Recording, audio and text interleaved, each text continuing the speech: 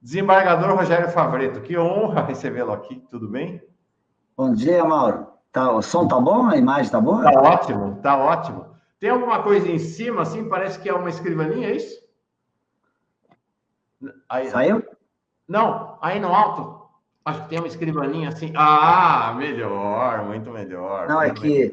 que eu tô com uma luminária aqui que perdeu um pouco da força aqui, então. Não, mas tá bom, não tá tão claro assim, mas é perfeito. O que a gente É, quer é te é ver que e se eu ouvir. deixo a minha janela aqui, ela interfere um pouco. Ah, melhorou, melhorou. Está um pouco melhor. Desembargador Rogério Favreto estava aqui antes da sua entrada, historiando brevemente o que foi aquele 8 de julho, mas agora nós vamos saber em detalhes.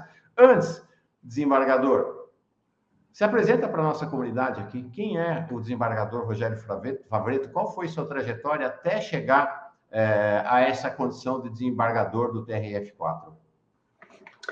Bom dia, Mauro. Bom Uma dia. alegria estar aqui no Fórum Café. Muito gosto, aceitei esse convite para fazermos essa conversa aqui. Cumprimento a audiência desse programa, tão, com tanta credibilidade, tanto serviço tem prestado de informação. Eu sou um advogado, uma pessoa do interior, filho de pequenos agricultores, que laborei no campo até os 18 anos, me formei e depois fui advogar, fui procurador concursado do município de Porto Alegre por 22 anos, onde fui procurador-geral por 8 anos. Tive uma atuação também depois como servidor cedido no governo federal, trabalhei na subchefia jurídica da Casa Civil, na consultoria do Ministério do Desenvolvimento Social e Combate à Fome, e uma função muito especial que me gratificou muito, eu fui de 2007 a 2010 secretário nacional de reforma do Judiciário no Ministério da Justiça. Depois voltei para a minha função na Procuradoria do município e participei, então, do processo seletivo do Quinto Constitucional, onde ingressei e fui escolhido na seleção e toda aquela seleção que a OAB faz, o tribunal faz, e fui nomeado, estou em exercício no TRF4, que da 4ª região, desde julho de 2011. Então, esse ano fará 11 anos que estou em atuação aqui no tribunal, e aí atuei por 6 anos em uma competência especializada em matéria previdenciária e assistencial, e agora estou há 5 anos numa competência que diz respeito a matérias administrativas em geral. Essa minha resumida vida aqui da minha carreira abreviada. Eu quero agradecer ao Josinaldo Barbosa, que entra aqui para participar dessa conversa e manda o apoio dele. Desembargador Rogério Favreto, que idade o senhor tem? 56 anos. É um menino, gente. Obrigado. Esse jovem de 62 aqui pode tomar a liberdade de chamar de você? Claro, por favor, eu sou extremamente desapegado às formalidades, acho que isso é também um desafio dentro do sistema de justiça para quebrar um pouco com esse ritualismo, esse formalismo que também contribui para afastar o judiciário da sua relação com a sociedade. Sim, perfeito. A Emília já diz aqui, grande honra, desembargador Rogério Favreto. Parabéns pela coragem em nome dos brasileiros que lutam pela justiça. Antes de entrar no assunto do que aconteceu naquele 8 de julho, domingo de 2018, né, foi um dia tensíssimo para a democracia brasileira, deixa eu fazer uma pergunta. Você é um homem da democracia, um progressista, alguém com uma trajetória, uma jornada de esquerda. O que foi entrar para esse universo judicial, né? E o Brasil conheceu o TRF4 e o universo do Poder Judiciário brasileiro, especialmente nas instâncias mais altas, é um lugar, são lugares muito conservadores. O que foi para alguém progressista como você, Rogério, ingressar nesse universo? Qual foi o choque cultural e como é que você se colocou e foi se posicionando e se comportou e sentiu esses anos todos como desembargador? Olha, Mauro, eu desde que optei por fazer direito, cursar direito, sempre vi o direito como um instrumento de transformação da sociedade, né? Hoje eu diria pelo menos que de concretização de direitos básicos, fundamentais e sociais. Eu sempre trabalhei com isso desde a minha advocacia. Claro, fui advogado público, tenho uma trajetória no município de Porto Alegre, especialmente tenho uma gratidão por essas minhas 2 décadas mais de trabalho. Graças a Deus, na época, uma administração que preservava, que efetivava políticas voltadas a atendimento da sociedade. E o ingresso no judiciário me foi motivado, Mauro.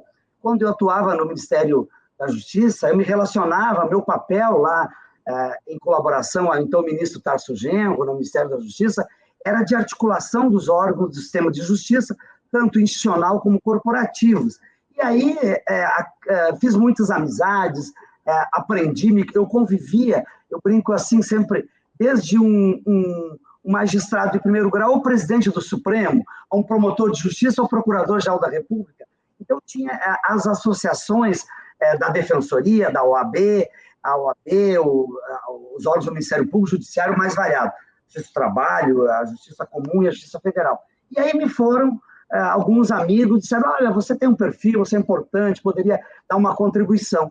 Como eu precocemente digo, não sei, eu não sou apego a cargos, assim, não sou deslumbrado para essas coisas. Eu brinco, eu fui ao Planalto, voltei à planície com maior tranquilidade, né?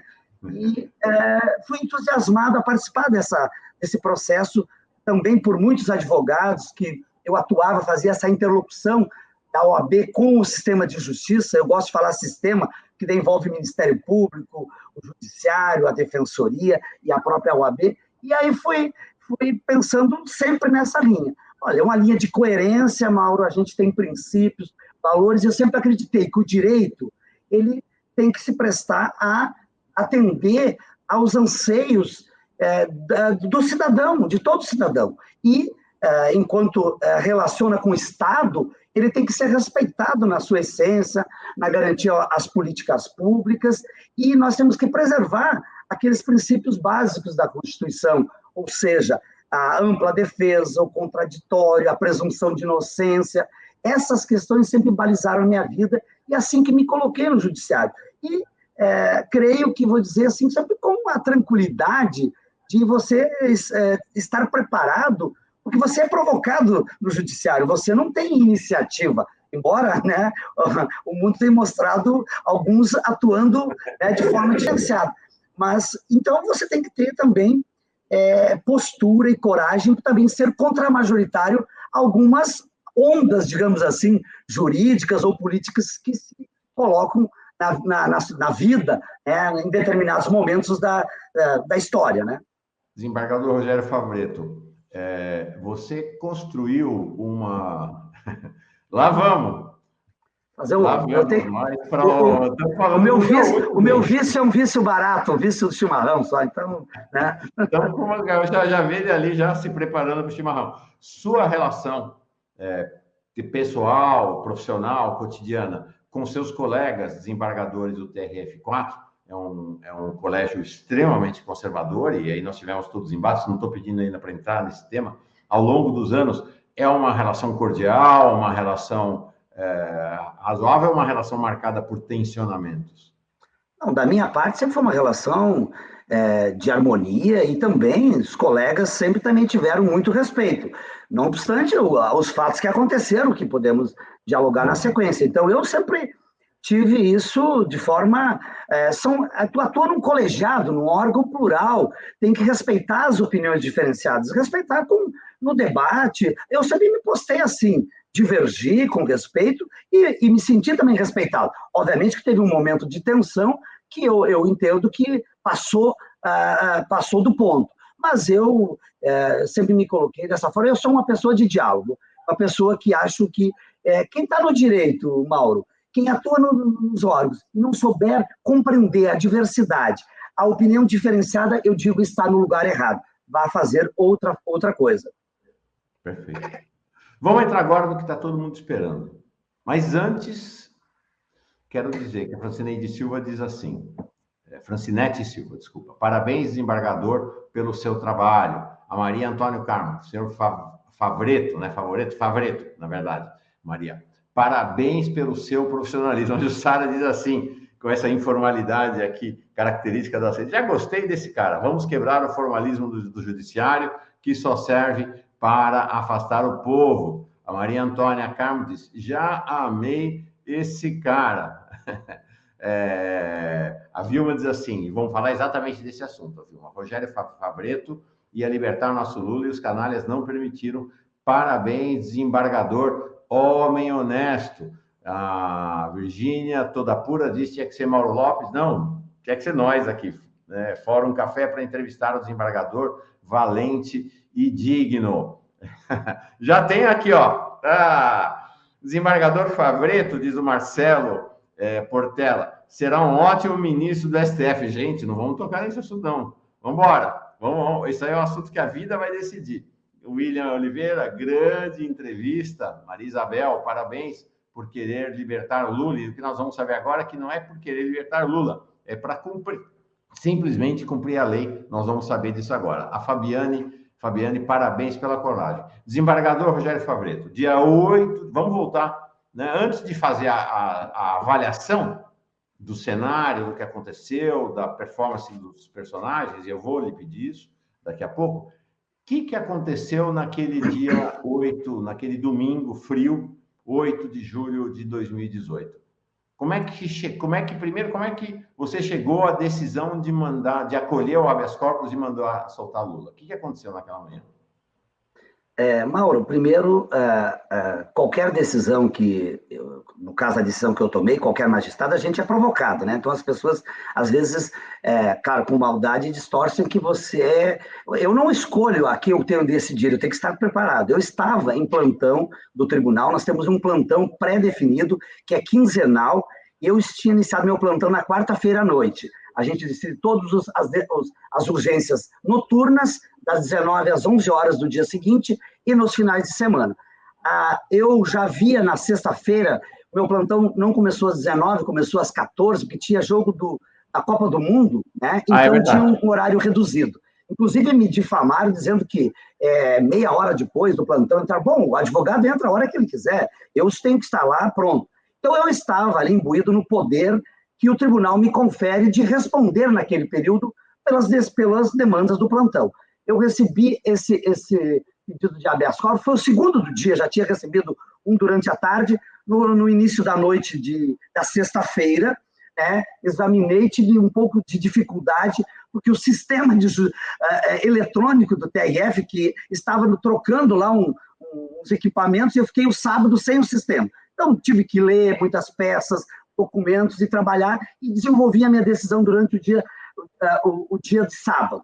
Concluí ela no final da noite de sábado, não era momento de mandar fazer cumprimento, né? Me convenci daquele pedido, que era um pedido contra uma violação da vara de execuções penais, diga-se aí, é um detalhe depois, Laura, que a maioria não percebeu, que o ex-juiz, que eu não gosto de pronunciar nenhum nome, por causa do descrédito que ele causou ao Poder Judiciário, dentre outros problemas, ele não era o ato de habeas corpus que foi impetrado pelos parlamentares em favor do paciente, o ex-presidente Lula, que estava preso naquele momento, não dizia respeito a uma decisão da terceira vara federal de Curitiba, e sim da 12ª vara.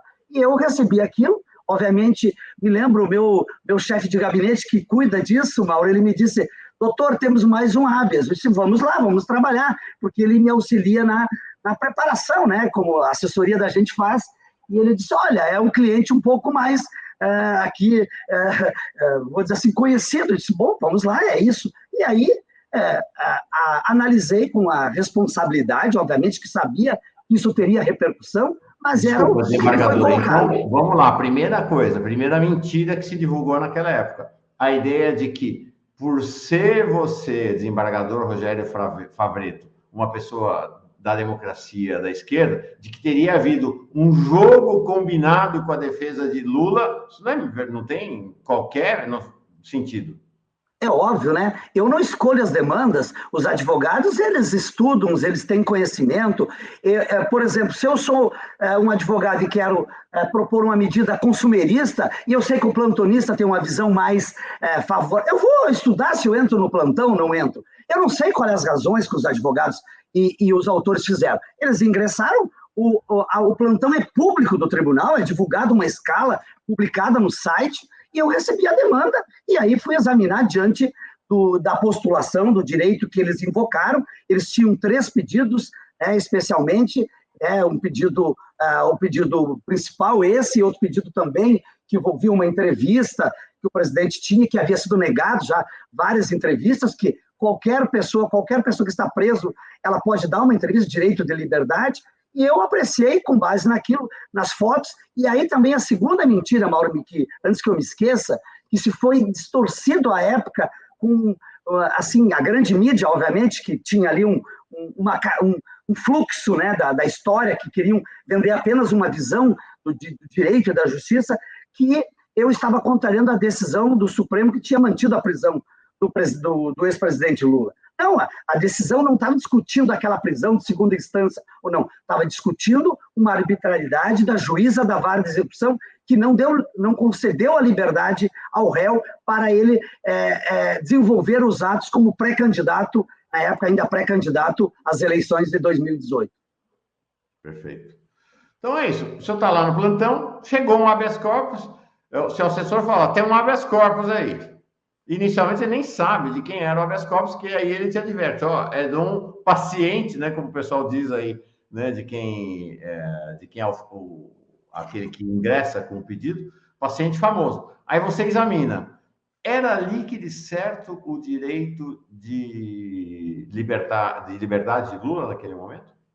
Essa foi minha compreensão. Eu ainda continuo, e eu creio que a história, as decisões subsequentes mostraram isso, né? A recente decisão da ONU, as decisões do Supremo Tribunal Federal. Agora, obviamente que é discutível, é contestável, o que também é normal no direito. Então, eu apreciei, entendi, porque ali é uma violação do direito da liberdade dele de desenvolver os atos como candidato, pré-candidato ainda nesse sentido. E ele estava sendo vedado, por exemplo, de dar entrevistas, de se relacionar com o público. Eu entendi e essa era a minha compreensão, com jurisprudência do Supremo Tribunal Federal, nós não temos vários réus famosos aí que dão entrevistas, né, para grandes veículos da TV. Por quê? Porque dá audiência, e aí pode. Aí, porque era um candidato, eu analisei, sabia que isso tinha uma importância e decidi com fundamentos. Isso que também é importante, Mauro. Veja bem, todo o ataque que eu sofri, toda a distorção, como disseste, a acusação que tinha a minha pessoa, Mauro, era pela minha história, porque eu sou um homem da democracia, porque eu militei por políticas públicas do Estado Democrático de Direito. Bom, essa é a minha história. Essa história eu carrego com honra. Eu teria vergonha se fosse o contrário, se eu fosse um autoritário, um arbitrário. Então, eu decidi conforme a compreensão constitucional e jurídica que eu tive. E, com isso, veja bem, ninguém recorreu da minha decisão. Se tem uma inquietação, uma discordância, o Ministério Público, veja bem, um outro detalhe, Mauro, que poucas pessoas sabem, o procurador que estava de plantão, diga-se, Dr. José Osmar Pumes, um digno representante do Ministério Público, ele entrou ainda no mesmo dia com pedido de reconsideração. Os seus argumentos eu analisei e mantive.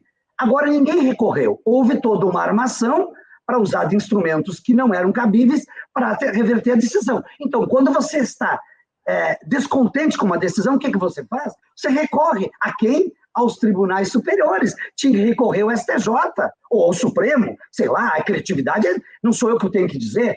Não houve esse recurso. E aí, Mauro, depois podemos voltar, eu tenho 2 decisões, porque eu fui perseguido com representações no Conselho Nacional de Justiça e também um processo criminal, que é mais grave, pela então Procuradora-Geral da Justiça, que foi julgado pelo Supremo, e que disseram 3 questões. Primeiro, eu estava na jurisdição. Eu era o plantonista, e o plantonista é o tribunal do dia, ele que decide. Segundo, a decisão, o processo que me foi, é um processo que cabe em plantão, ou seja, é contra réu preso, é habeas corpus, é liberdade, é passível de examinar em plantão. Terceiro, minha decisão foi fundamentada, e decisão fundamentada você recorre, você não descumpre. Perfeito. Impressionante. O que aconteceu a partir do momento em que você concedeu o habeas corpus? Você já mencionou que o procurador recorreu. Agiu corretamente, não concordou? Ele não recorreu, ele fez um pedido de reconsideração. Ok. Quero registrar a vereadora e jurista Liana Cirne Lins acompanhando aqui. Quero ver se ela consegue, ela está com uma agenda complicada em Recife, quero ver se ela consegue chegar para o final dessa conversa aqui com o desembargador Rogério Favretto. Ela é professora da Universidade Federal de Pernambuco e agora vereadora lá. O que aconteceu a partir do momento, então, em que você concedeu, acolheu o habeas corpus? Aí no domingo de manhã eu fiz as comunicações, né, a um juiz plantonista lá no Paraná, encaminhei a decisão para ser cumprida, né? Obviamente, um dos advogados que atuava, não me recordo, acho que o doutor Fernando Fernandes, que fazia contato com o telefone que é público do tribunal, não era comigo, obviamente que o meu assessor atendia, eu também atendi ele, como atendo todos os advogados, eu comuniquei da decisão que havia sido deferida, e ele queria saber onde se dirigia. Eu disse, olha, vai se dirigir ou à polícia ou à vara federal, lá que tinha um juiz plantonista. E eu depois consegui falar com esse magistrado, tomei as cautelas para não ter divulgação, e chegou lá, e aí foi todo... Aí tem um episódio, Mauro, que revela a trama que tinha. Como que a Polícia Federal... Aquele dia eu teria aqui o dia todo para conversarmos sobre... Mas alguns detalhes. Eu estou despachando o pedido de reconsideração do Ministério Público no final da manhã e recebo um telefonema do delegado plantonista. Inclusive, um site aí, desses sites bem venosos aí, que não gosta da minha pessoa, e não tem problema nenhum com isso, pegou e disse que eu liguei para ele. Ele me ligou e disse, doutor, estamos aqui com sua decisão, a decisão estou lendo aqui. Eu fiquei com vontade de fazer aquela brincadeira, Mauro. Olha, juiz decide, carcereiro cumpre, né? Eu não tenho que discutir os argumentos da minha decisão. Ele disse, veja bem, o senhor não pediu para entregar o passaporte do ex-presidente? Eu não vou discutir isso, mas vou lhe responder em respeito. Eu sabia que aquilo estava sendo gravado, possivelmente, porque era todo um processo que tinha. Eu disse, olha, o paciente, o réu que está sendo referido ao habeas, ele dispensou acolhimento internacional, refúgio. Qual é o problema, né? A necessidade de reter o passaporte. Mas isso eu não vou discutir. Mas daí ele me diz o seguinte, veja bem, o senhor sabia como é que nós fazemos com a decisão do juiz Moro?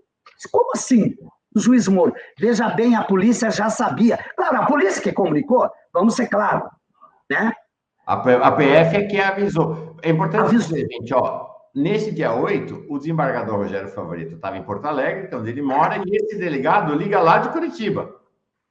Né? Sim, é o delegado plantonista da Polícia Federal. Eu não me recordo o nome, e ele me ligou, ligou para o telefone do tribunal, o assessor me disse, olha, o delegado quer conversar com o senhor. Eu disse, pode, não tem problema.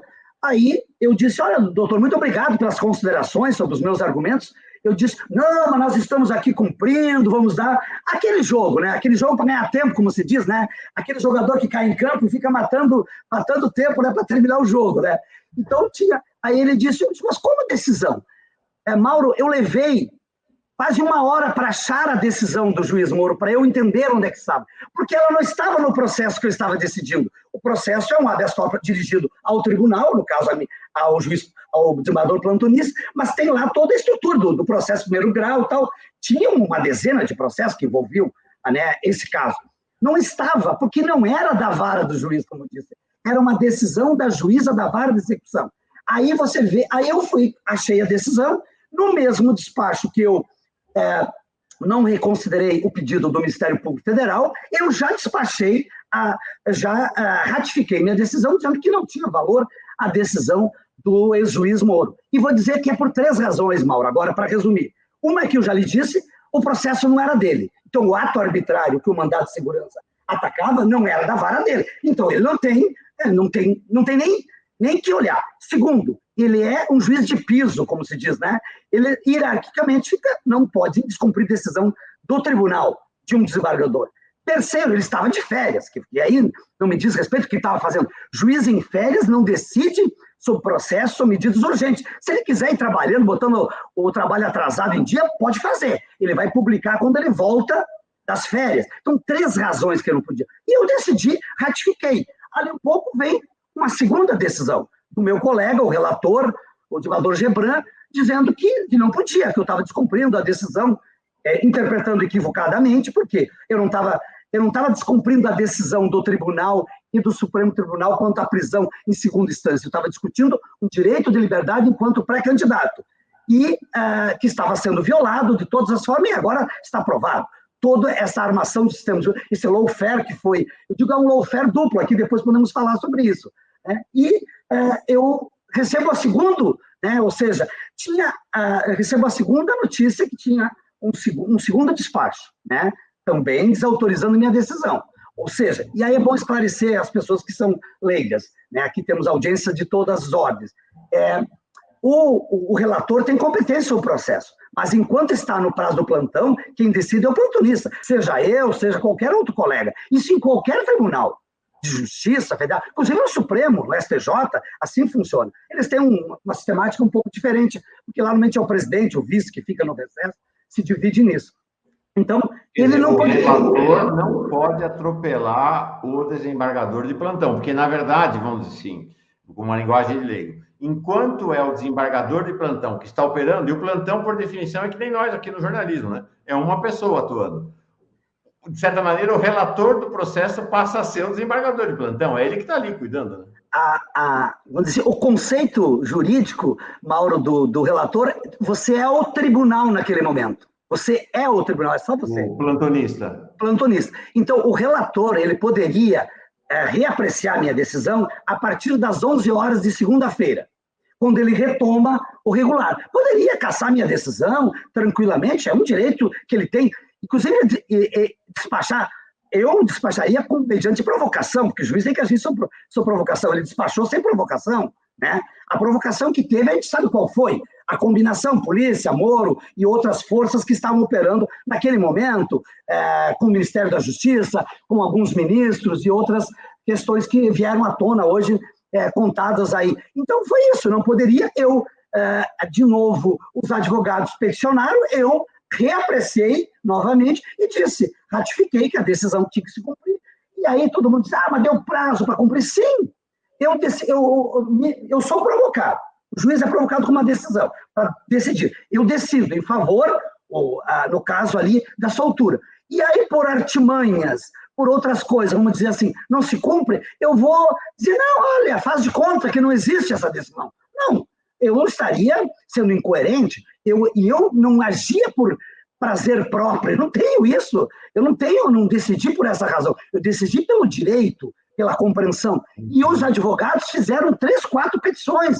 No dia eles ligavam, diziam, olha, não estão cumprindo. Bom, eu dizia, olha, aí no final da tarde eu liguei, falei com o delegado novamente, já que ele tinha me ligado, eu disse, olha, doutor, eu não consigo mais, eu não almocei aquele dia, né? Eu já estava na casa da minha mãe, fui para almoçar na casa da minha mãe às 4 horas da tarde, que era aquela ebulição na notícia, na imprensa, né? Razoável, eu sabia que teria repercussão, obviamente, mas tu tem que compreender, isso faz parte. E eu disse, doutor, por que o advogado toda hora está aqui, né, postulando, eu preciso que vocês tomem uma decisão. Aí ele me revela uma coisa, ele ficou ganhando um tempo, ele me revela uma coisa muito estranha. Mas o senhor acha mesmo que tem que soltar e depois prender de novo? Olha, eu não tenho que achar nada. Eu não acho nada. Eu decidi. Se vocês querem cumprir, como? Se não quiserem, as consequências já estão na minha decisão. É que eu apontei que era sob pena de responsabilidade. Isso é padrão numa decisão de juiz, né? Aí ele disse, não, porque veja bem, o diretor da Polícia Federal, aquele depois, doutor Valeixo, depois foi presenteado com o cargo de secretário, não sei do que, no Ministério da Justiça, pelo ex-ministro, pelo ex-juiz, ex-ministro, ex-quase tudo, né?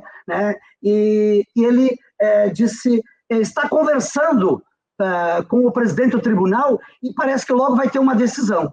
Opa, eu disse, mas como assim? Eu disse, então o senhor acha que não é ruim? Prende, solta. Eu disse, olha, eu não tenho que achar nada. Eu disse olha, a decisão está colocada, o juiz já fez contato com vocês daí, o juiz me ligou, eu expliquei para ele, olha, você tem que agir, porque eu não posso ficar aqui atuando nesses encontros, digamos assim. E aí, veja bem, eles já sabiam que ia ter uma decisão que aconteceu no final da tarde daquele dia, uma decisão também por utilização de um instrumento que não cabia, e aí todo mundo já sabe a razão de essa decisão. Deixa eu voltar, então, no nosso, né, no passo a passo do que estava acontecendo. Antes disso, o Cipriano Carvalho Martins manda aqui o apoio dele. Quero agradecer demais pelo teu apoio.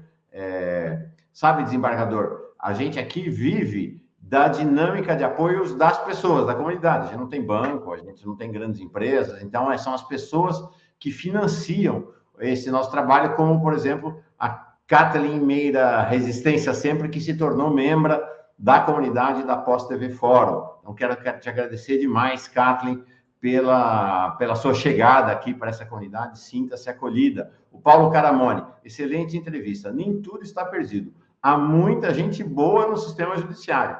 Obrigado, Mauro. Você só engrandece a Fórum e esse nosso desembargador Rogério Favretto engrandece a justiça. É fundamental que isso seja sempre, sempre colocado.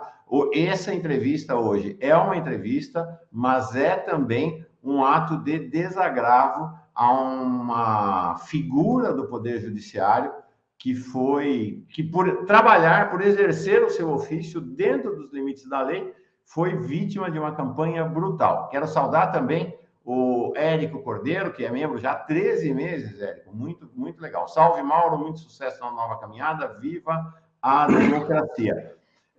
Então, se eu estou entendendo, desembargador Rogério Favretto, os advogados procuraram o tribunal, seu assessor avisou, tem uma pessoa, tem um paciente, tem um réu, tem alguém que está preso que pediu habeas corpus, você examinou, falou, tem direito ao habeas corpus, concedeu habeas corpus. Aí começa um processo que primeiro, uma coisa inusitada, que é um delegado de polícia interpelando o desembargador. Depois tem um juiz de férias, bom, o fato de estar de férias, na verdade, nem é tão... É relevante, porque estava de férias, mas um juiz de primeira instância tomando uma decisão em cima da decisão do desembargador, dizendo que não era para cumprir. Depois, o relator do processo do seu tribunal, que não estava de plantão, portanto, que não estava trabalhando, que, portanto, não podia agir, também tomando uma decisão. Então, foi uma irregularidade, uma ilegalidade atrás da outra. Aí, depois, vem o delegado de novo para dizer, está tendo uma conversa aí do diretor-geral com o tribunal em Brasília, vão voltar atrás, vão isso, vão aquilo. Então, a partir desse telefonema desse delegado, o que acontece? Eu encerrei, expliquei a ele, era com o presidente do meu tribunal, à época, a conversa que estava tendo. Ok. O doutor Thompson, que presidia o tribunal. E ele disse, olha, há um pedido, e veja bem, o pedido não... O recurso tinha que ser ao STJ, que eu creio que na época possivelmente cassariam a minha decisão, dado toda a compreensão que... Eu brinco aqui numa expressão aqui do nosso sul, aqui, que havia uma correnteza, né? O fluxo do rio, da grande imprensa, do sistema majoritário, era num sentido, olha, é isso, são corruptos, tem que prender, não estou falando desse caso do réu, o ex-presidente, todo mundo, o lavajatismo estava aí, e eu fui o lambari que quis atravessar a correnteza, né? E mostrei, e eu acho que a importância dessa decisão não é para o meu ego, é que muitas pessoas... E a primeira pessoa que me mostrou, Mauro, foi uma jornalista, um dia me interpelou e disse, doutor Favretto, o senhor nos mostrou aquele dia que tinha outras luzes dentro do sistema de justiça, que não era só aquela compreensão. A gente que está imbuído de decidir conforme o processo não está pensando nessas questões, vamos dizer assim, de efeito em outros setores, como na imprensa, né? Embora a imprensa, na época, massacrava isso. Então, eu decidi, né, dessa forma, e eles utilizaram, e aí as conversas, essas conversas vazadas naquela spoofing, né, mostram os procuradores do Ministério Público Federal, aqueles que atuavam aqui no Rio Grande do Sul, junto com o pessoal lá do grupo do do Deltan e companhia, articulando o que eles só tem uma conversa que eles dizem, mas não vamos fazer um pedido aqui no tribunal, porque o plantonista é o Favreto, porque ele vai cair com ele. Mas por que não entraram no STJ? Aí é o que eles usaram a lei do mandado de segurança, não vamos falar em tecnicismo, que não cabe em processo penal, e tem lá um instrumento, quando há uma repercussão à ordem econômica, social, você pede a suspensão ao presidente do tribunal a decisão. É uma abreviação de um recurso, em matérias que não criminal. E eles entraram com o presidente, que, ao meu ver, com todo o respeito que tenho ao colega, decidiu de forma incompetente, porque ele não tem competência para decidir conflito entre duas decisões, que era a minha e do desembargador Gebran, e por um instrumento que não cabia. Quem tinha que apreciar isso era um tribunal superior. Então vem a decisão no final da tarde, eu fico sabendo pela imprensa, bom, meu papel estava feito, a minha decisão eu tomei, não foi cumprida, eu não dependo disso, e aí a história está se mostrando agora com tudo que tinha de articulação naquele dia, a Polícia Federal, a intervenção do magistrado, esses descumprimentos todos, foi para ganhar tempo e para vencer o domingo, porque aí, obviamente, não... eu creio, veja bem, Mauro, eu fiquei pensando depois, poderiam perfeitamente soltar como solta qualquer réu, creio que não é um réu que ia fugir, né? Digamos assim, né? Se outro dia revertesse a decisão, por um pedido do Ministério Público, que o colega fez de ofício, que eu acho inadequado, mas esse é o problema dele, né? Poderiam fazer de novo o recolhimento. Isso é do jogo. Tem todo dia isso.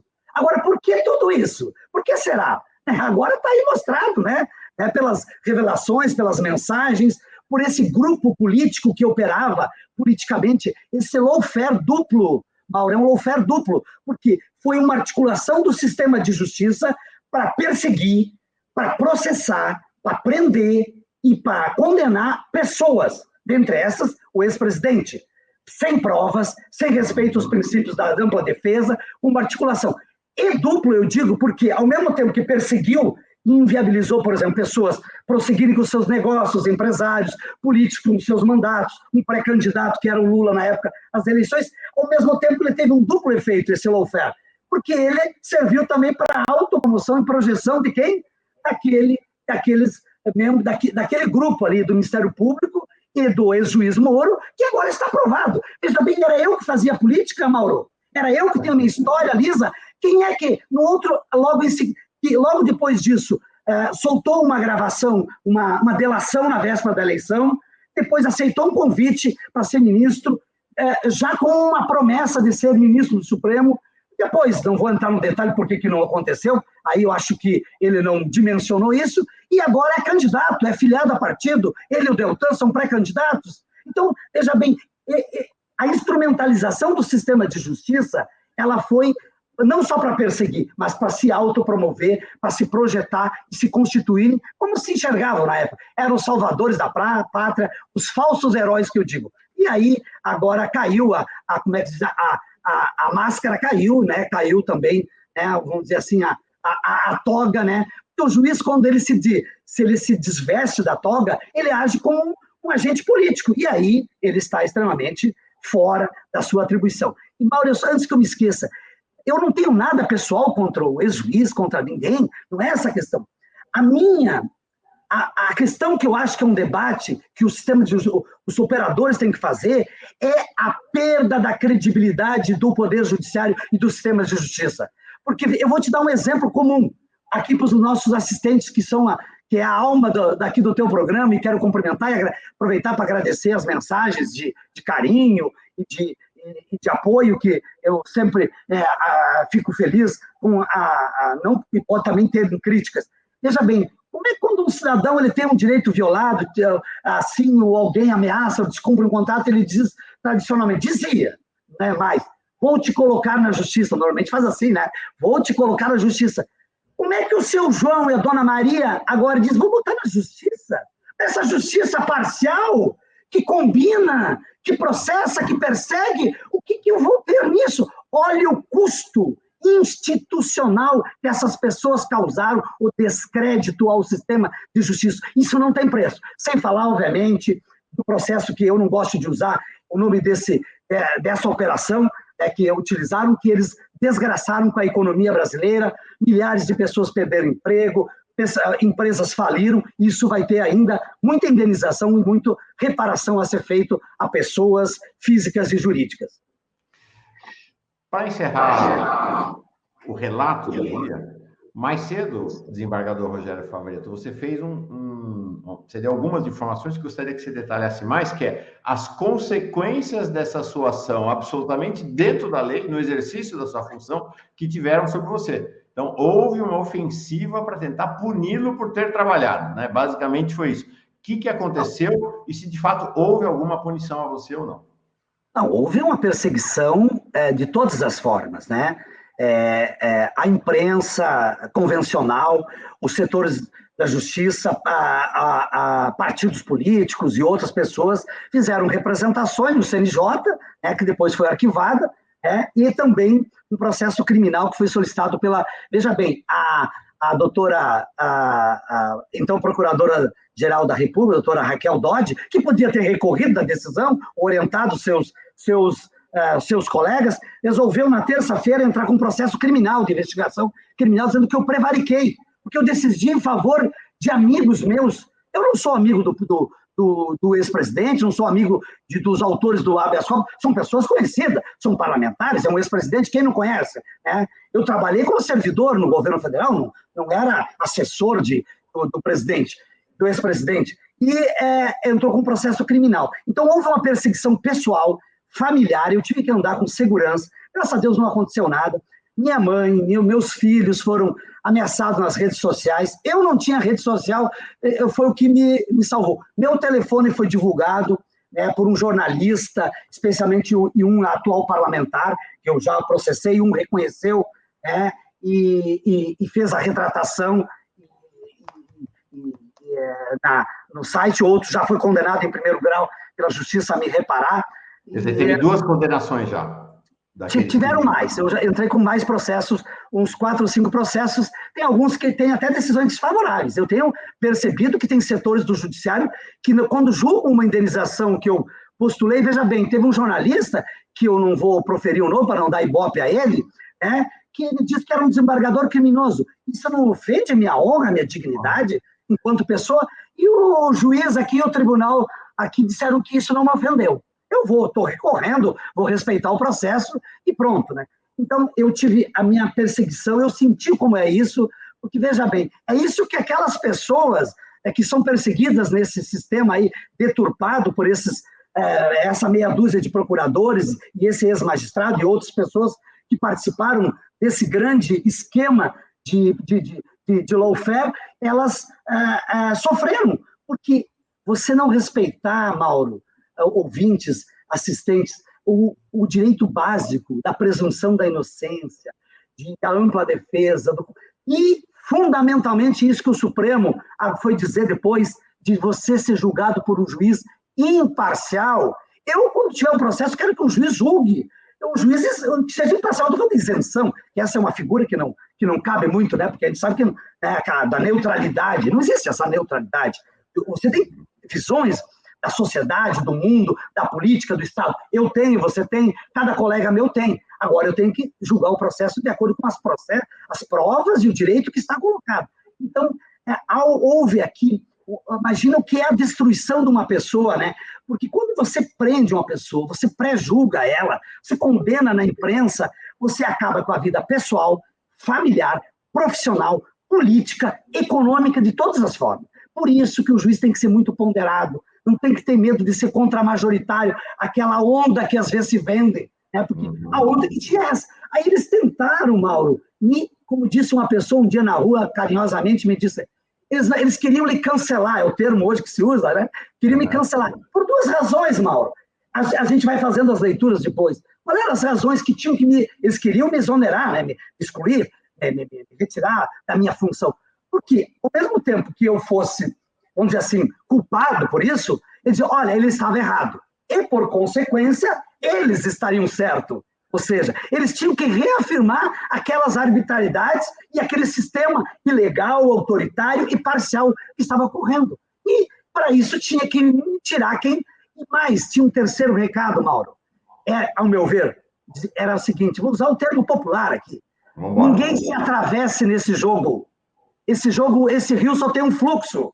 Então, quem se atravessa vai pagar caro. Vai ser afogado. Aqui firme, tranquilo, com a consciência tranquila, feliz, com carinho. Eu, obviamente, tive que fazer, Mauro, uma opção de não ir para a imprensa muito, porque tinha os processos, eu achei importante que se vencesse, porque o juiz não tem que julgar sob pressão da mídia, e eu segui, fiz a minha defesa, e também acho que o juiz não tem que estar toda hora fazendo, obviamente que eu quisesse dar uma entrevista todo dia, né? Mas eu fiz uma opção de aguardar essas decisões, já vão fechar agora há 4 anos, agora em julho, né?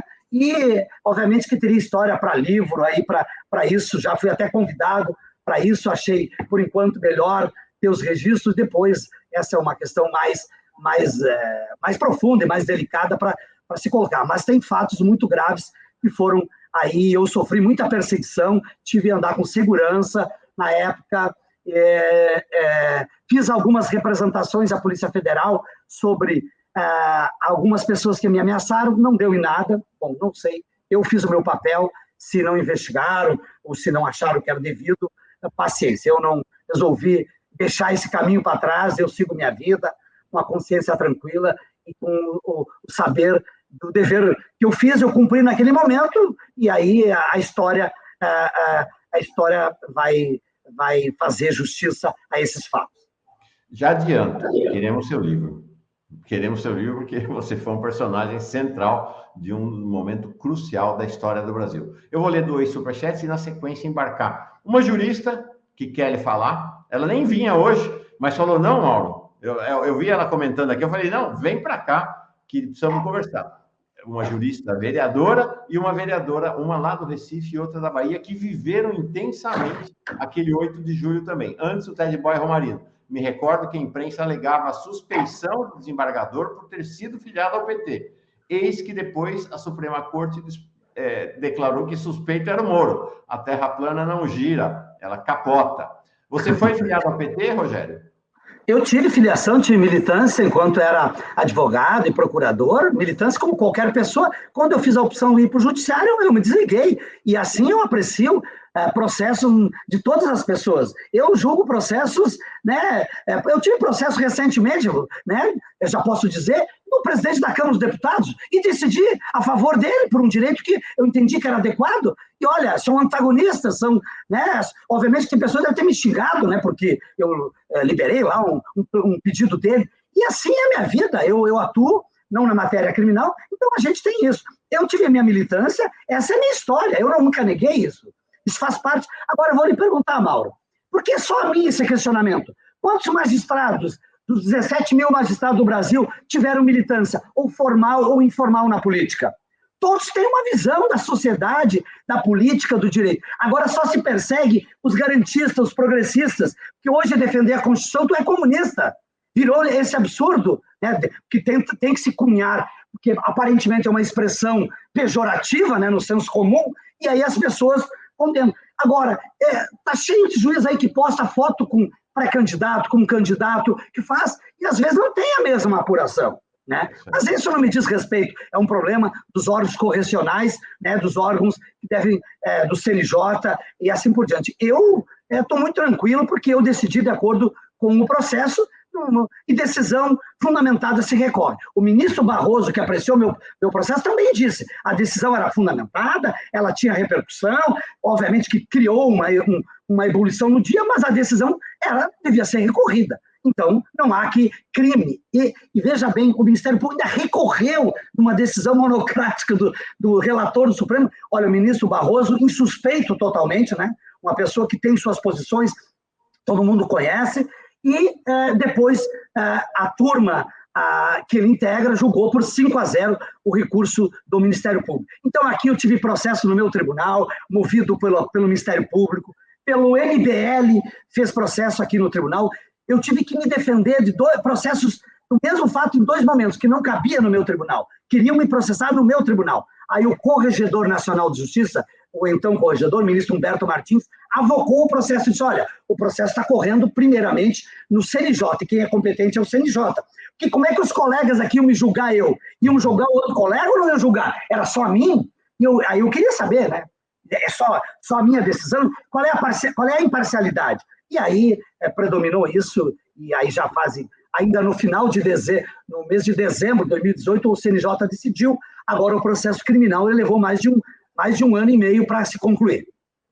Entrevista histórica com o desembargador Rogério Favretto aqui, e quero dizer para vocês o seguinte, aqui a gente está repondo a verdade histórica e fazendo uma homenagem a alguém que faz direito o direito, né? Que faz justiça no judiciário. Sandra Nunes registra, parabéns a esse corajoso desembargador que enfrentou as injustiças cometidas pelo marreco ladrão. Precisamos de muito Favrettos. Orgulho de você, desembargador. Mais um comentário, quero agradecer demais quem vai mandando seus comentários, quem vai se tornando membro ou membra, quem se inscreve na Pós TV Fórum, é a mídia independente que mais cresce no país nesse momento. Ana Lúcia Santos, parabéns, desembargador Favretto, o senhor será engrandecido pela história vida longa. Então, parte desse desagravo, como se diz, é embarcar essas duas mulheres para desagravar e dialogar. Quero embarcar primeiro a não jurista e depois a jurista.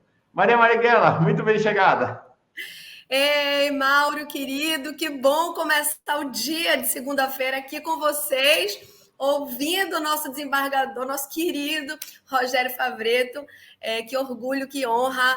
Um beijo, que bom ouvi-los. Bom dia.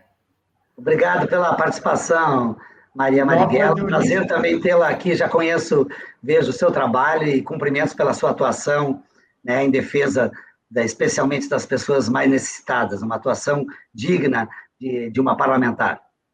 Nossa jurista das segundas, também vereadora, Liana Cernelins. Hoje ela nem vinha, gente, porque deu um problema de agenda, de horário e tudo, mas ela entrou aqui para comentar, e aí eu falei, não, vem cá, vou tirar você aí da... Aí é muito, sabe, desembargador, aqui é muito interessante, porque tem uma salinha de espera aqui embaixo, então quem está ancorando vê as pessoas. E aí estava a Liana aqui, se maquiando e tudo, e se preparando de última hora, mas sei que vai ser uma alegria esse encontro de juristas em desagravo a um jurista. Liana Cernelins, muito bem chegada. Tudo bem? Que bom que você veio. Bom dia, comunidade Fórum, bom dia, minha querida amiga Maria Marighella, cheiro gostoso, bom dia, Mauro, mas eu vou dar um bom dia muito especial para o desembargador Rogério Favretto. E devo dizer, doutor Rogério, que não só um bom dia especial, mas até emocionado, porque no episódio da concessão da ordem, nós passamos o dia inteiro de plantão na mídia alternativa. Eu sou professora de Direito Processual, o senhor sabe que é uma disciplina muito dogmática. Sou professora de Direito Processual há 26 anos, sou professora da Faculdade de Direito da Universidade Federal de Pernambuco, agora licenciada para exercício da vereança. E o senhor sabe que, para nós que temos compromisso com o direito, que acreditamos no direito, que temos respeito pelas instituições judiciais, todo o episódio de lawfare contra o ex-presidente Lula, que não é a única vítima de lawfare no nosso sistema judiciário, que é profundamente racista, que é profundamente classista, que é profundamente LGBTfóbico, que é profundamente misógino. Nós temos, inclusive, durante a docência, eu tinha uma coleção de decisões teratológicas.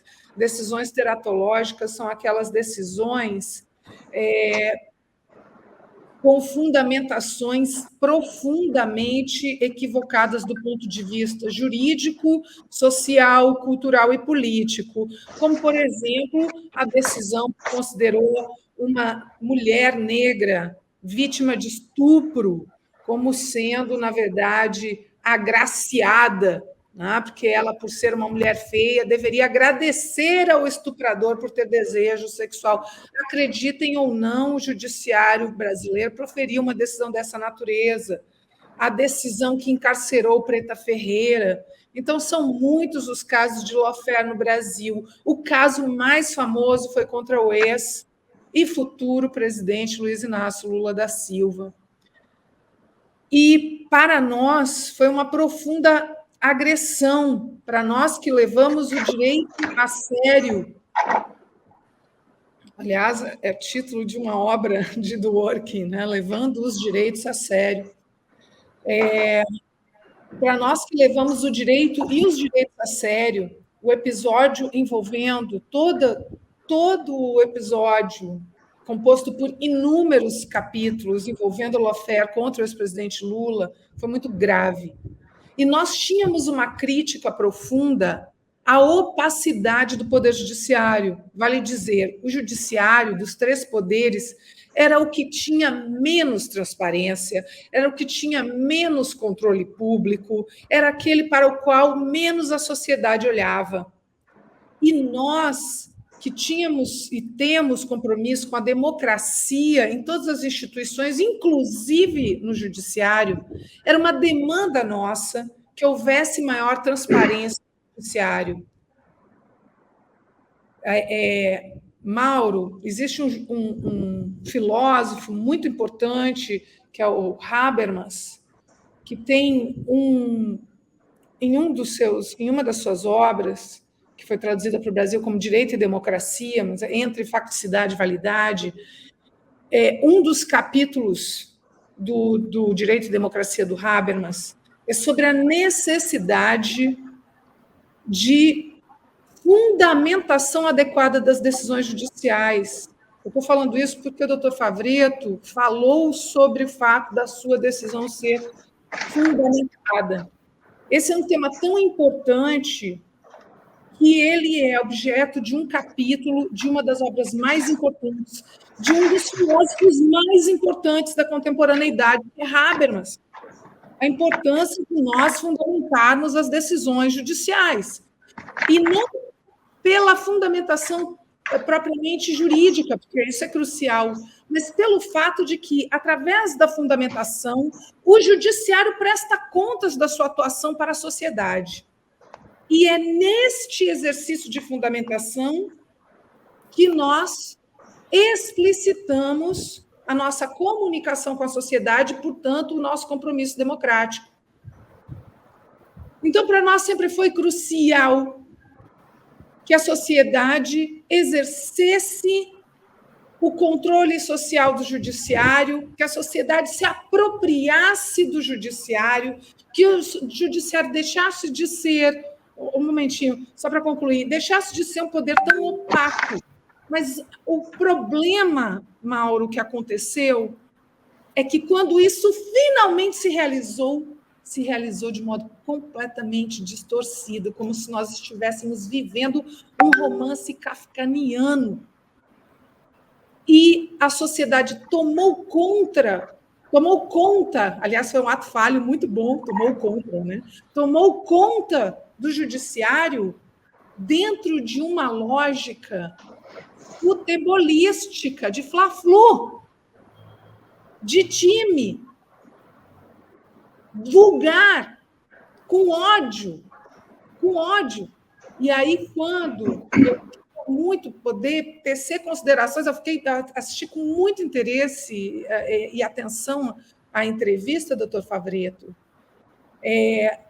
As pessoas não tinham a capacidade de avaliar juridicamente. Doutor Favretto foi um dos poucos juristas, e digo isso com J maiúsculo, um dos poucos juristas brasileiros que colocou a paixão de lado, julgou com racionalidade, aplicou o direito, no caso concreto, como deveria ser sempre, indo contra a lógica do fla-flu que imperava na lógica lavajatista e defendendo aquilo que deveria ser a regra sempre.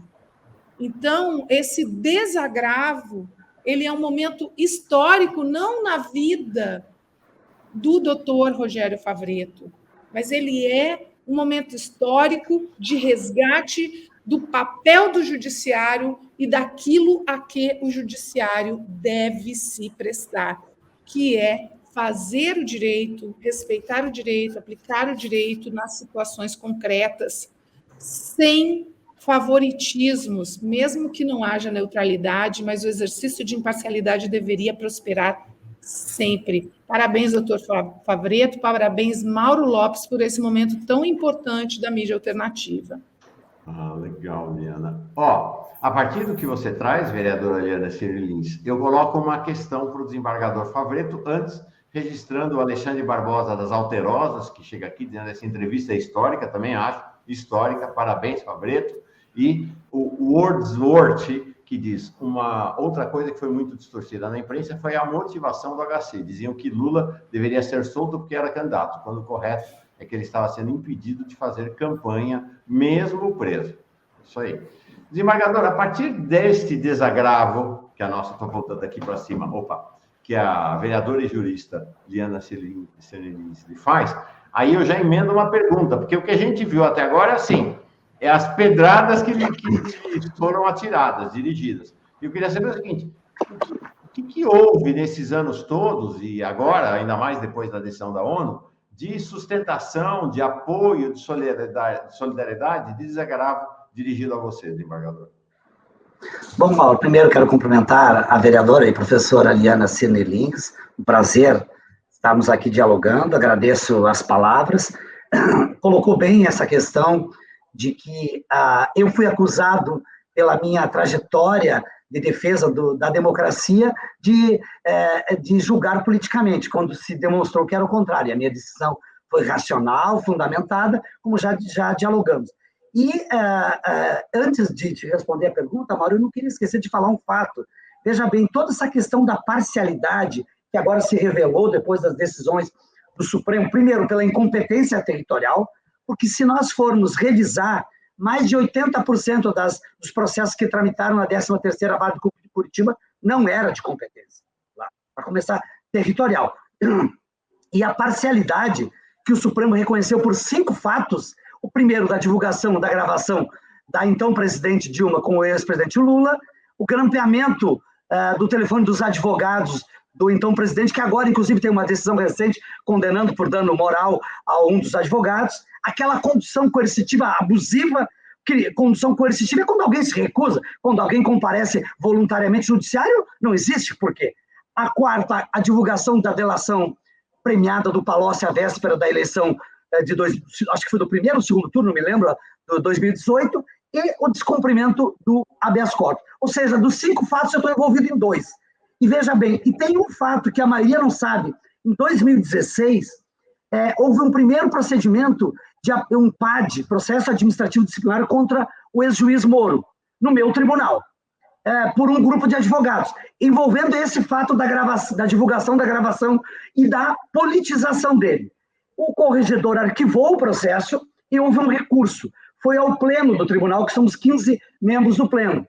Eu dei o meu despacho, então, em 2016, setembro de 2016, eu fui o único voto que disse que o juiz já era parcial. E era parcial porque ele conduzia de uma forma que a época...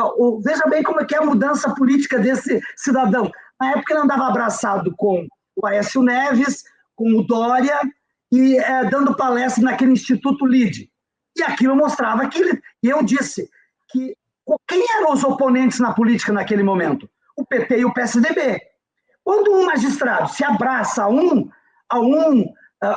setor que é oponente àquele outro, ele está tomando lado, ele está perdendo sua condição de imparcial. E eu fiz um voto e disse, o juiz, quando se desveste da toga, ele atua como agente político.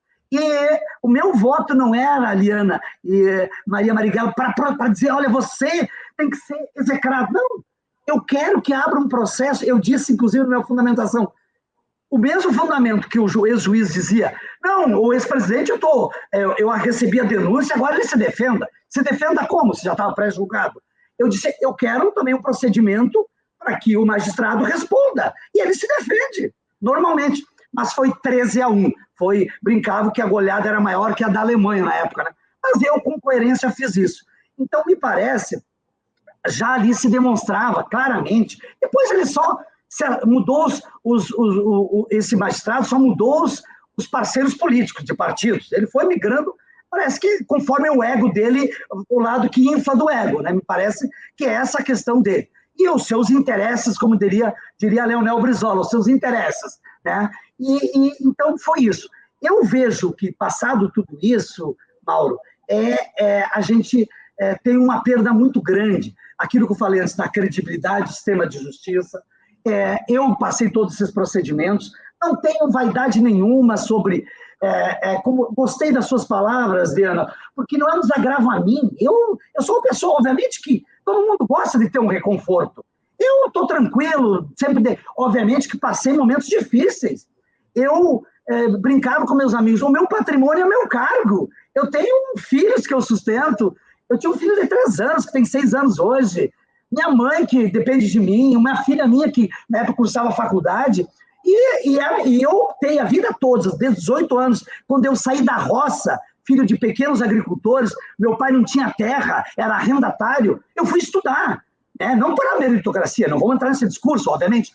E eu escolhi e fui fazer concurso público. Então, eu tenho meu cargo. É isso que eu escolhi para a minha vida. Agora, queria me tirar, então, obviamente, que isso. Mas eu disse, não, se fizerem essa injustiça, mais essa, eu volto, vou trabalhar, vou advogar, sei lá, qualquer coisa eu faço, não tem problema.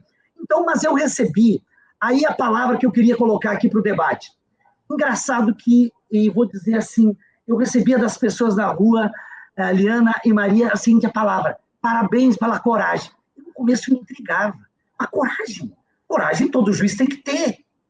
E aí, claro, eu estava, assim, ainda tocado por toda essa perseguição, que não era... A minha é pequena, perto de outros que passaram, não vou nem falar, mas eu disse, claro, é porque, infelizmente, a grande parte, uma boa parte dos operadores do direito, do judiciário e do Ministério Público não tem a coragem de serem contramajoritário, especialmente aquilo que a mídia, né, às vezes, convencional coloca, né? Eu estava, e vou dar um exemplo, eu fui da última banca do concurso do meu tribunal, e quando eu fui dar uma aula inicial, a formação dos magistrados, eram acho que 16 ou 19, já não me lembro, eu disse para ele, eu vou dar um conselho para vocês. Foi antes desse fato. Eu disse, vocês estão preparadíssimos, estudaram, sabem tudo, estão sabendo. Então, vocês estejam preparados, quando vocês assumirem a jurisdição numa vara, em qualquer local, que vai ter um fato que vai ser judicializado, e no mesmo momento vai ter alguém da imprensa, né? Não estou falando mal da imprensa aqui, Mauro, a imprensa alternativa também não, Pavel. Estou dizendo assim, que vai dizer, olha, tem que prender, tem que condenar, tem que soltar. Já vai pré-julgar, e vocês têm que estar preparados a decidir contra aquilo que, às vezes, já estão pré-anunciando. Então, esse é o papel do juiz. Eu não tenho que estar contaminado. Essa coisa de juiz ouvir o clamor social é um absurdo. Como agora estão querendo dizer de que ouvir o clamor da sociedade. Não, é diferente. O juiz tem que estar ligado com os anseios da sociedade, no sentido de entender as angústias, de entender as demandas, a carência por comida, por emprego, por casa, para eu dar concretude ao direito. Agora, não é porque tem uma onda para lá ou para cá que eu vou seguir. Eu tenho que apreciar essa distinção. Eu defendo que os juízes têm que se aproximar. Nós, aqui, acabamos de concluir, o Mauro foi quando ele me fez o convite, eu participei do Fórum Mundial Social, Justiça e Democracia, né? E pela Associação dos Juízes pela Democracia, nós fazemos um trabalho de visitar assentamentos, comunidades indígenas, quilombolas, porque são coisas que a gente não compreende a lógica. Por exemplo, a compreensão do direito à terra para o indígena não é a mesma do homem branco. O homem branco é o título, é propriedades, não, deles é um pertencimento, e que pode ir se movimentando no caminho, né? Pode ir andando. Então, é diferente. Como que eu vou entender tudo isso? Então, você precisa ter essas compreensões. Agora, essa questão da coragem me incomodava. Depois eu entendi, claro, não é isso que está perpassando. Então, era a palavra que eu via, mas eu tive muita acolhida. Obviamente, teve ameaças, eram maioria pela imprensa, comuniquei à polícia alguns, não deu em nada, creio eu, nem me interessei muito sobre isso, porque eu tenho mais o que fazer, e naquele momento não era a Polícia Federal que eu ia confiar naquele momento, porque eu vi, pelo menos, eu não estou aqui também, não quero deixar bem claro que não é instituição, eram alguns agentes da polícia, do Ministério Público e do Judiciário também, que participaram dessa trama, desse lawfare que está custando caro para o Brasil, para o mundo, em todo sentido, porque a gente sabe que isso veio preparado, instruído pelos Estados Unidos desde então. Você sabia, Mauro, que nesses processos de improbidade, daquele dinheiro que eles queriam destinar a uma fundação, tem um acordo feito pelo... não está claro, eu sei que tem gente pesquisando, eu julguei um processo, posso falar tranquilamente, que tinha um acordo que os órgãos americanos, tanto o departamento lá da Justiça dos Estados Unidos e um órgão da Suíça, que eu me esqueço o nome, eles tinham uma remuneração desse valor. Eu julguei um processo que queriam liberar um valor e uma parte ia para... Está escrito, tem uma cláusula lá. Ou seja, tinha uma remuneração pactuada, né? Para essa, vamos dizer assim, por essa instrumentalização que eles fizeram. Então, né, eu espero que a gente possa, num momento agora de debate político da sociedade, amadurecimento, embora com esses estremecimentos, a gente possa voltar à normalidade, à democracia plena, à defesa da Constituição, e que possamos, as instituições, retomar o fluxo normal e termos aí, cada um atuando dentro da sua atribuição, com independência, com a harmonia e com o respeito às garantias constitucionais. Essa é uma diferença importante maravilhoso, isso aí, Maria Marighella aplaudindo, que realmente é fantástico. Essa é uma diferença crucial. Se você quer saber a diferença entre alguém que aponta para a democracia, que tem o coração do lado esquerdo do peito e não no bolso da calça, essa é uma questão fundamental. O desembargador Favretto, em 2016, perdeu por 13-1 e foi dormir tranquilo em casa. 6 anos depois, a ONU disse assim, o 1 estava certo, os 13 estavam errados. Né? Acho que essa é uma questão fundamental, mas ele não tinha a menor ideia que a ONU, 6 anos depois, ia dizer que ele estava certo. Fez porque era o dever dele. E o Supremo também disse, né? Exatamente. O Supremo e depois da ONU. É isso aí. Maria Marighella, o desembargador Favretto fez menção ao fórum agora em Porto Alegre. Você estava lá, né? Não sei se vocês chegaram a se encontrar, mas você também estava no fórum em Porto Alegre e queria te entregar para fazer uma questão ao desembargador Favretto e, mais uma vez, saudar sua presença aqui, assim como a da Diana, claro. Olha, não tem alegria maior do que estar entre esses 14, ser nesses 14 da história. Eu sou craque nisso. A gente sabe ser minoria quando é preciso, assim como a gente sabe a luta das maiorias, né, Liana? Na verdade, das maiorias minorizadas. Então, essa manhã aqui de encontro de desagravo marca, Mauro, esse sentimento que nós todos e nós todas temos da redemocratização do Brasil, do processo de energia, desembargador, que nós estamos com a tomada de democracia. Nós sabemos que o processo que vivemos até aqui, nós sabemos que as violações que tivemos até aqui integram a ruptura, o esgarçamento, o ataque à democracia brasileira, tanto nas suas formalidades quanto nas suas agendas.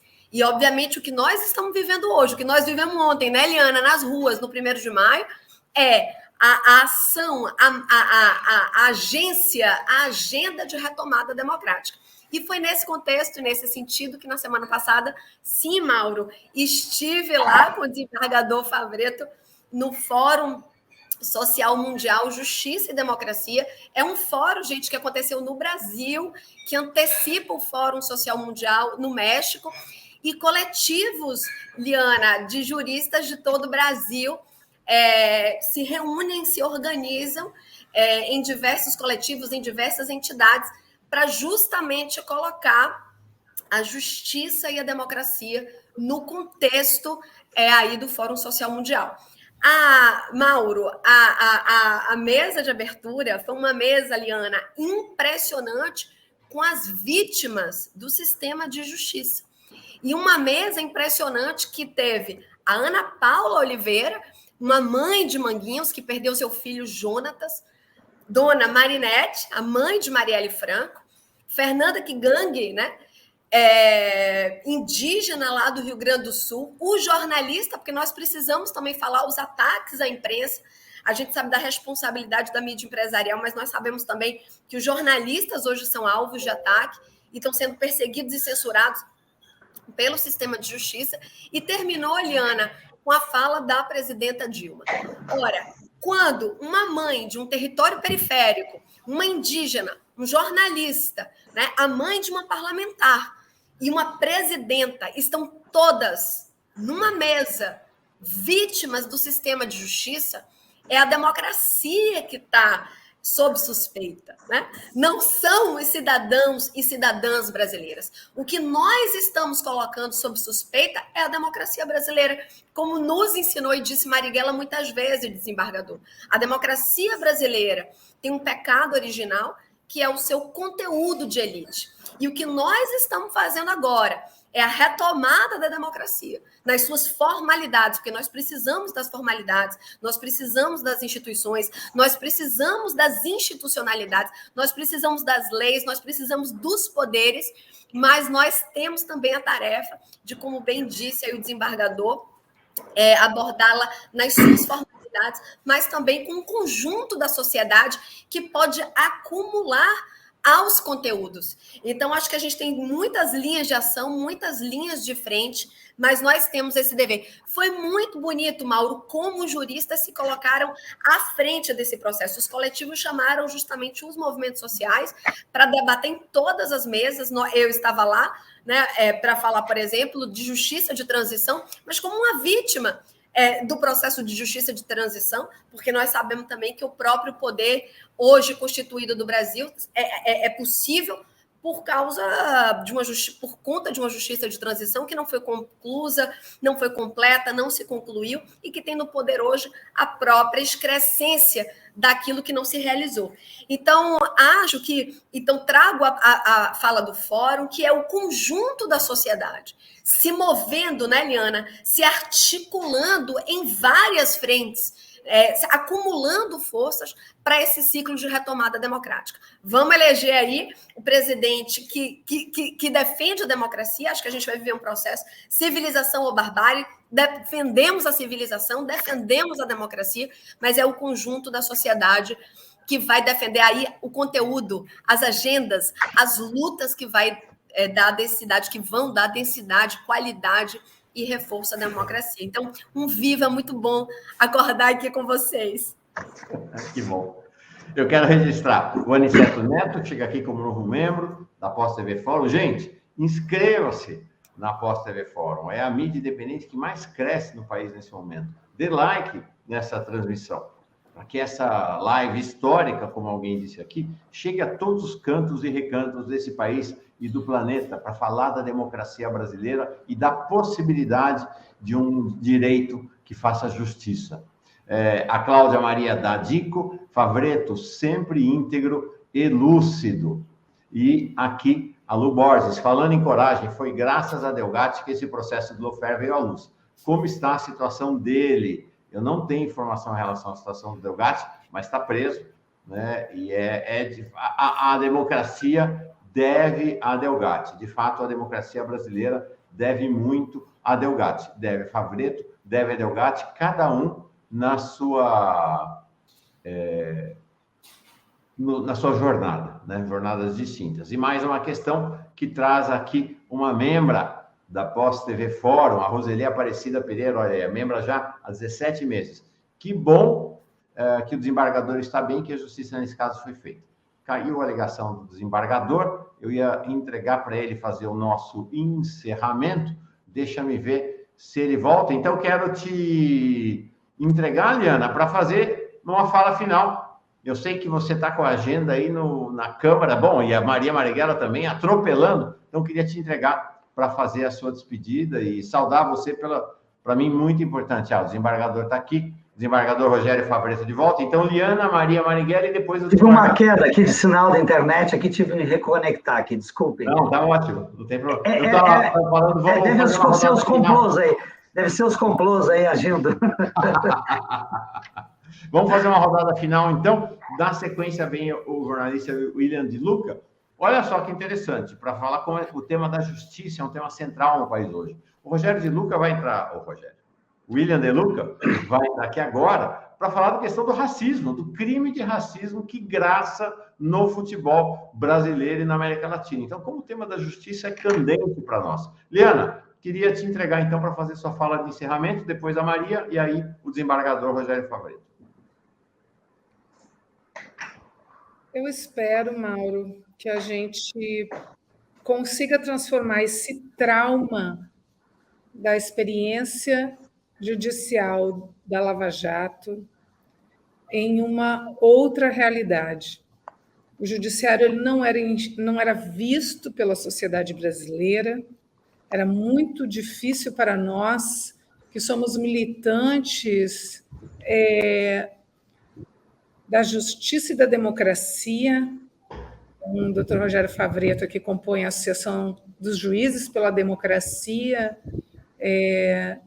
e há inúmeras instituições que lutam para que o direito seja um viés não só de confirmação, mas de manutenção, alimentação e fomento da democracia no nosso país e no mundo. E sempre nós tivemos o problema de que o judiciário se mantinha numa caixa preta. Ninguém sabia o que acontecia com ele. E agora nós temos um problema oposto, que é o problema de que todo mundo opina, inclusive pelo fechamento do STF, sem fazer a menor ideia e nem ter desejo de compreender o funcionamento da instituição e a lógica da instituição. Porque o judiciário e o direito são marcados por uma autonomia relativa em relação à política. Nós temos uma lógica interna própria, nós temos uma linguagem própria, e o nosso esforço é que essa linguagem seja compreendida pela sociedade civil, mas não alterada. A gente não pode perder o nosso próprio. Deixa eu traduzir o que eu estou dizendo. A gente sempre quis que a sociedade acompanhasse, se apropriasse também do judiciário, mas não para desvirtuar o judiciário, e sim para forçar o judiciário a uma maior democratização. O que aconteceu foi que, no momento em que a sociedade passou a acompanhar o judiciário, passou a exigir que o judiciário atuasse numa lógica que não é a nossa, e sim na lógica do senso comum. O judiciário e as cortes constitucionais são, por definição, contramajoritárias. A ideia de controle constitucional no mundo, não no Brasil, no mundo, só passou a existir pela lógica contramajoritária. Foi a partir da experiência do nazismo, foi a partir da experiência do autoritarismo no mundo que se passou a compreender que os países precisavam ter cortes constitucionais que operassem o direito mesmo contra a opinião pública majoritária. Foi para resguardar as minorias, que historicamente foram fundadas e mantidas as cortes constitucionais. Então, nós queremos, e sempre foi nosso desejo, nós que somos juristas progressistas, que o judiciário fosse apropriado pela sociedade, mas não para ser desnaturalizado, não para reforçar a lógica majoritária, e sim para reforçar o direito, mesmo quando contra-majoritário. O que espero, concluindo, é que dessa traumática experiência da Lava Jato, a gente consiga trazer as pessoas para o acompanhamento do funcionamento do judiciário, para que ele deixe de ser racista, para que ele deixe de ser elitista, para que ele deixe de ser machista, para que ele deixe de ser LGBTfóbico, passe a ser popular, mas sempre respeitando a autonomia relativa do direito, da nossa linguagem própria, e que nunca mais o direito seja rifado em nome de interesses político-partidários, ideológicos, como foi no caso da Lava Jato, em que todas as nossas instituições jurídicas seculares foram rifadas, foram desrespeitadas em nome de uma missão partidária, que era derrubar Lula e eleger o bolsonarismo. É isso aí. É isso aí. Elizabeth Galvão chegando agora. Olha aqui, eu vou entregar a palavra para a Maria Marighella fazer a despedida e, na sequência, o desembargador Rogério Favretto, mas já adiantando o seguinte. Olha que legal o Antônio Carlos. Tem muitas mensagens. A maior parte das mensagens dirigidas ao desembargador Rogério Favretto é exigindo, desejando, querendo a presença dele no STF. Já registro desde logo. E essa aqui do Antônio Carlos, olha que legal. Doutor Favretto, pessoas como você me animam para retomar meu curso de Direito. Olha que coisa legal. Achei bem interessante esse depoimento do Antônio Carlos. Maria Marighella, sua despedida. Alegria grande na tua presença. Eu vou ser muito breve, porque quero ouvir o desembargador ainda mais um pouco, todos aqui, mas eu quero chamar a atenção dessa fala de Eliana, acho que do trauma ao futuro, né? Nós precisamos ter responsabilidade radical de que o trauma não pode acontecer como foi a redemocratização do Brasil de 85. Nós precisamos aproveitar o trauma para uma conexão radical com o direito, com o mundo popular, com as agendas populares. Nós não vamos poder passar pano, como diz a juventude, no processo que nos trouxe até aqui. Nós precisamos de um processo de formação complexa, de cidadania plena, de abertura das instituições. Ninguém, Eliana, pode defender o que não conhece.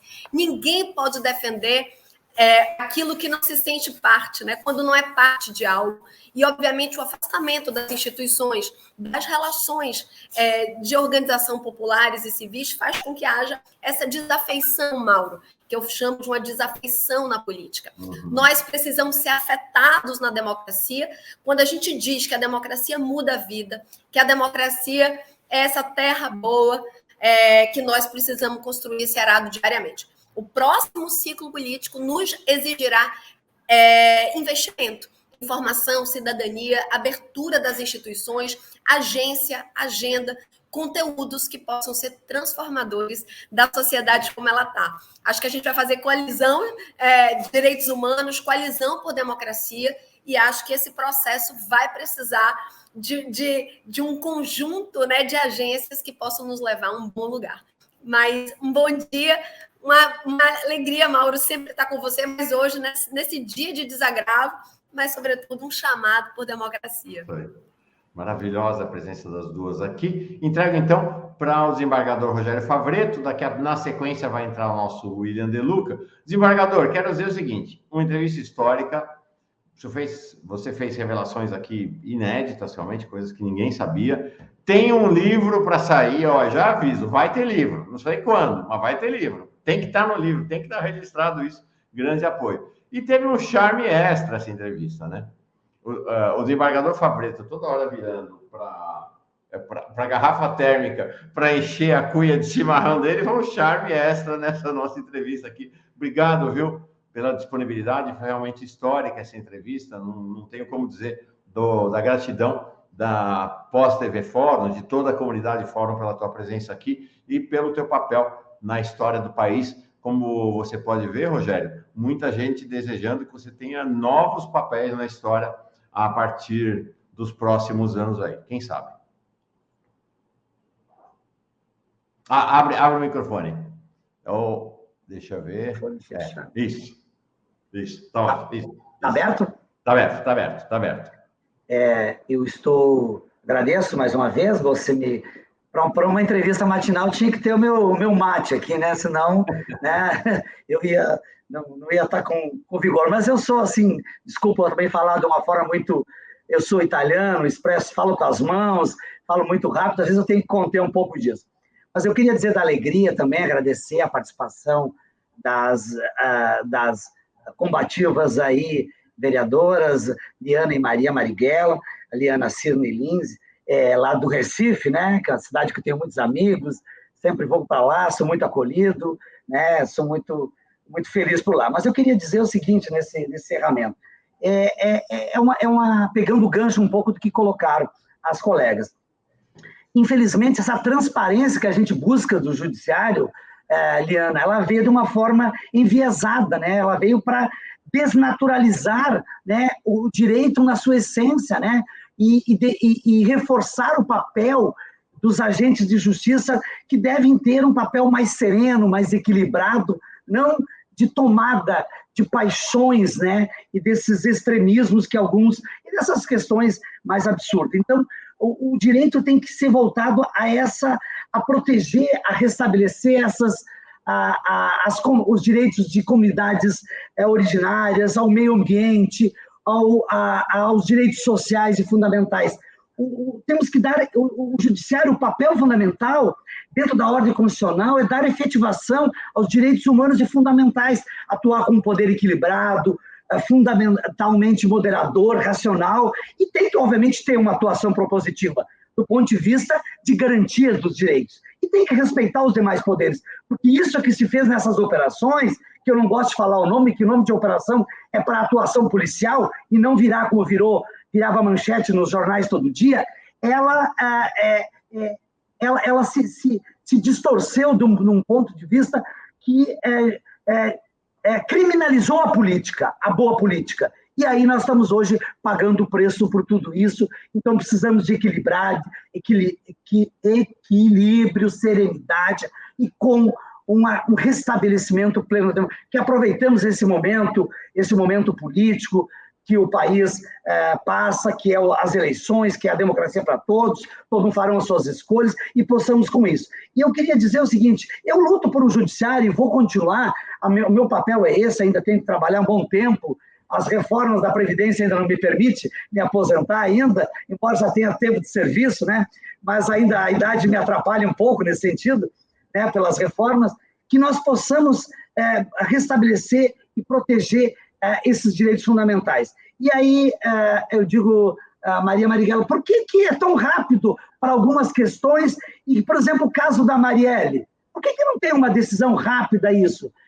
Cadê aí a atuação expedita, eficiente dos órgãos do sistema de justiça?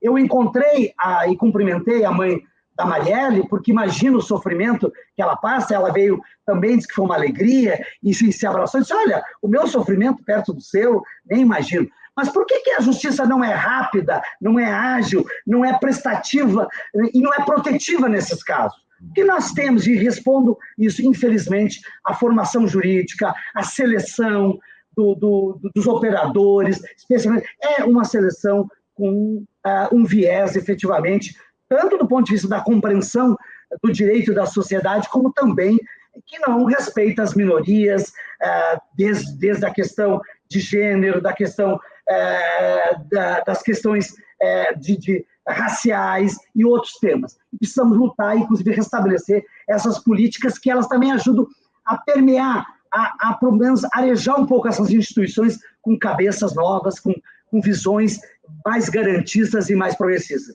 Foi uma alegria, eu me coloco à disposição em outro momento, né, e agradeço o carinho.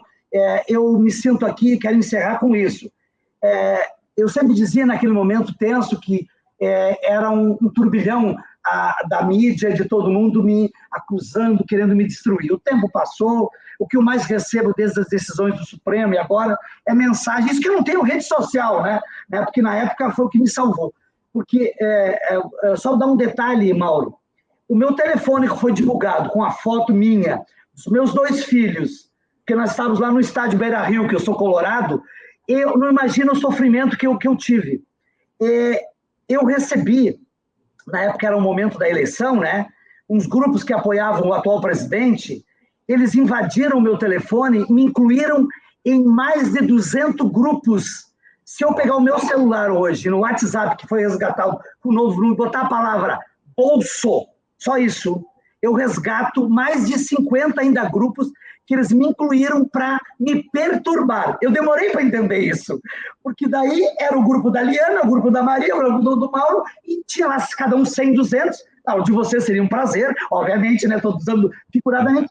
E aí eu recebi a mensagem de todo mundo, obviamente a maioria agressivas, ofensivas, eu tive que, obviamente, trocar de celular, essas coisas. Então, eu quero dizer o seguinte, que em todos nós, a sua atuação da professora Liana, como agora uma parlamentar, da Maria Marighella, do jornalista Mauro Lopes, minha como um magistrado, você tem que olhar na trajetória da vida. Eu digo, leiam as minhas decisões, eu sou coerente. Eu sempre defendi e vou defender a proteção e efetivação dos direitos humanos e fundamentais, sociais, humanos. Essa é a visão que eu tenho do direito. É para isso que eu fiz direito, assim que eu acredito, com todas as frustrações que eu tenho enquanto profissional. Mas é para isso. Então, não julgue as pessoas, não prejulgue ninguém. Porque a pior coisa, Mauro, que aconteceu nesse processo, que agora dizem quando... o processo do ex-presidente, vamos pegar o ex-presidente, que é o grande, como de inúmeros nessa operação, foi arquivado por prescrição, porque não foi julgado pelo meu tribunal. Não, todo mundo julgou um processo feito por um juiz parcial que perseguiu e conduziu. Eu não quero que julgue meus processos o meu inimigo e nem meu amigo. Eu quero uma pessoa equilibrada, que vai examinar as provas e o direito. Então, eu pergunto, eu digo para qualquer cidadão, você gostaria, quando você tem um processo, seja de família, de consumidor, como servidor público, como um trabalhador, uma relação laboral, você quer que julgue uma pessoa que você sabe de antemão que vai te perseguir? Não, você quer um juiz equilibrado que vai examinar. Ou, se não vai deferir o direito, que nem sempre é discutível, tem suas interpretações, você segue o fluxo no processo. É isso que nós lutamos, mas que tenhamos serenidade, paz e restabelecimento pleno da democracia. Muito obrigado pela oportunidade e pelo carinho. Obrigado. Parabéns pelo programa, que eu já acompanho de vez em quando, mas e parabéns e me senti distinguido de participar nesse dia tão importante. Imagina, uma entrevista histórica. Eu que te agradeço a tua presença aqui. Olha, teve uma torrente de elogios. O Rio teve nesse curso hoje. Só teve uma crítica ao desembargador Rogério Favretto, que veio aqui do Fábio Bueno. Ele diz assim: o único defeito do Favretto é essa cuia. Isso eu estou acostumada. Eu quero fazer um elogio, porque eu também sou colorada. Eu também sou colorada, sou natural de Porto. Que alegria. Mas a gente convive bem com essa dualidade esportiva, né?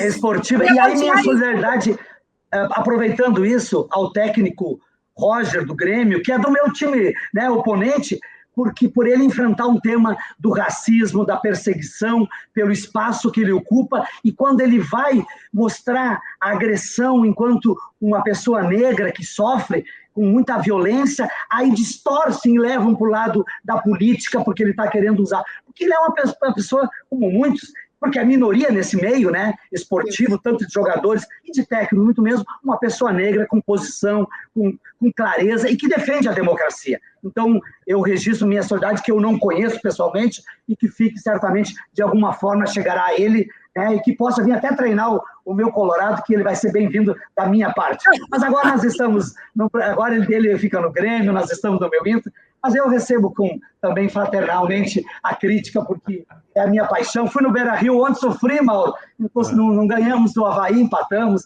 mas é do jogo, é uma alegria, uma tensão. Eu fui ativista, fui conselheiro do meu clube por 8 anos, fui secretário do conselho. É a coisa que a gente faz como eu não posso fazer mais política, né, no outro plano, né, a minha política é no futebol, é nas minhas entidades associativas, a política do bom direito, da democracia, né, que eu gosto e que todos nós precisamos exercitar nesse momento. Essa é a minha paixão particular. Maravilha. Obrigado, desembargador. Eu preciso vai voltar assim, outra vez. Elogio, viu? Fica um elogio também por isso. Eu sou natural de Porto Alegre, eu brinco, eu era gaúcha, colorada, agora tricolor, Santa Cruz, não tá fácil, é amor, realmente. E que bom, já estamos fazendo a transição para o tema do William De Luca, mas eu também quero registrar aqui o apoio ao técnico do Grêmio. Parabéns ao é isso aí. Um beijo para as minhas irmãs que são gremistas empedernidas. É isso mesmo, está servindo como uma transição para falar exatamente do tema do racismo com o William De Luca, que está aqui, para usar uma palavra nossa, babando em cima dessa entrevista com o desembargador Rogério Favretto e depois com a presença de Liana e Maria Maringhella. Um beijo, Liana, Maria, um grande abraço, Favretto, prazer grande te conhecer. Abraço. Vamos juntos. Boa semana. Boa sorte. Não, eu só não posso deixar de dizer que o Roger saiu aqui do Bahia, hein? Foi técnico do Bahia com grandes contribuições. Então, estamos aqui irmanados nessa gira do Brasil por democracia. Um beijo. Beijo para todo mundo. Beijo, De Luca. Que saudade de você. Que saudade dele. Olha aí, saudade de Luca, é muito popular. Tchau, gente. Obrigado. Tchau, um bom dia a todos, boa semana.